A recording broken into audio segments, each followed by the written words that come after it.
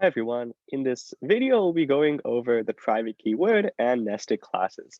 But let's begin going back to that motivation from the end of the last video, okay? So the idea here is the user still kind of can see there's some int node first attribute, and they really don't need to know that it's there, right? It would make life easier if we could just abstract that away, okay?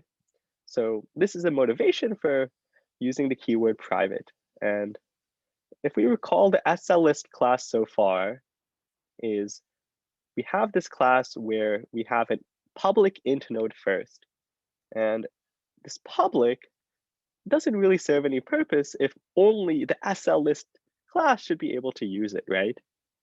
So the potential problem with this is that a user of the class may say, hey, I have access to this first attribute. Let me like play around with it, right?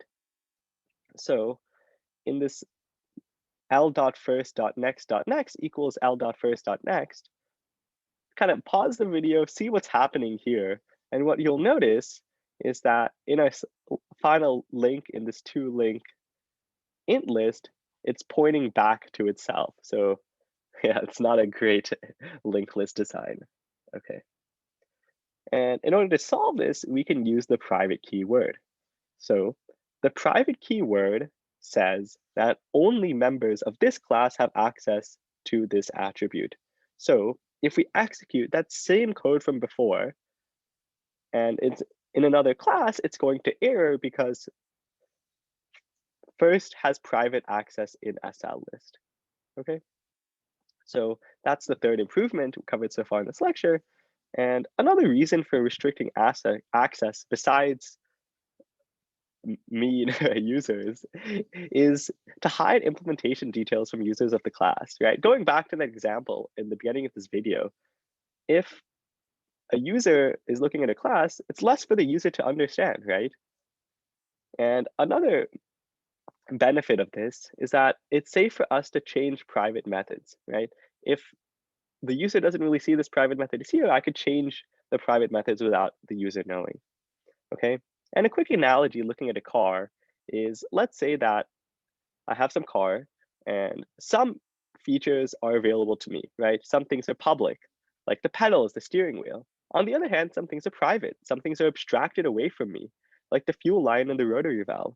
And that makes my life easier to know the functionality the car offers to me and to know what's abstracted away because I shouldn't need to know what it is in order to use the car, okay? So this is kind of like access control. And one small note about access control is that it's not related to like hackers or spies and stuff like that. Okay, it's not about like protection. Okay, so the next improvement we'll be talking about in this video, and the final one for this video, is about this idea of a nested class. Okay, so far the int node class was in its own file, right? But that seems kind of silly because only the SLList is using that int node class. So why can we take that int node class and kind of put it inside of the SLList class? Okay, and what that looks like in code is that in practice, what we like to do is put that at the top of the class, okay? And in this case, I think it would have made a bit more sense if we make this inNode class private because only the SLList class is using it, okay? So this is kind of how a nested class is defined. And once more, kind of going over why nested classes are useful is if other classes aren't going to use this nested class, right? Or a class is like only really useful for the SLList, it makes more sense to make it a nested class, okay? And that's especially the case with int nodes. Finally, let's go over static nested classes, and this is the last thing we'll cover in this video, so let's try to understand it before calling it quits. Okay, so there's idea behind a static nested class, and a static nested class cannot access instant variables or methods of the outer class, okay?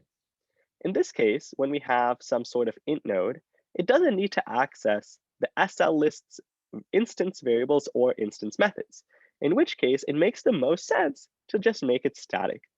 And the small reason for why we'd want to do this is that it's a small saving of memory, okay? So an intuition for why static classes are the way they are is when we look at static methods, what they say is that there's no way I can access the instance variables.